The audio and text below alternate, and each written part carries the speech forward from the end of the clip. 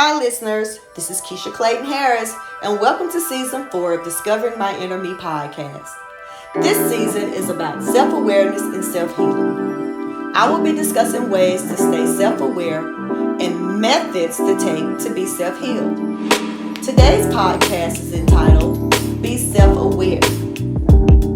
As we grow and get older, it is very important for us to work on our self-awareness. Being self-aware is knowing two things. What is around you and who is around you. The reason we go through situations is to learn a lesson. After the lesson, we must be aware of why and how a situation happens so that it doesn't happen in the future.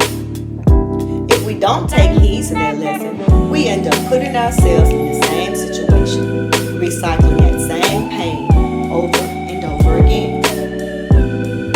Growing up, we were always taught that we have to watch people. And that's still very true to this day. Most of the time, when we put our trust in others, it causes us to hit rock bottom really hard. And we experience a series of heartaches and pain.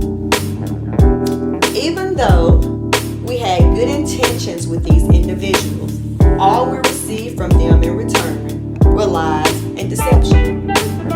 However, the beauty in this is learning to be self-aware of the people around us so that situations like this can never happen again.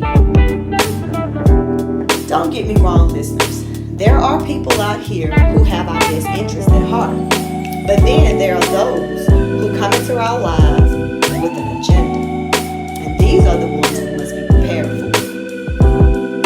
When we have picked ourselves up after negative outcomes from a situation, the last thing we need is to get knocked down again. That's why being self-aware is necessary. It's being responsible for the people and energy around us. When we are observing the situations around us and acting accordingly, the less we have to worry about.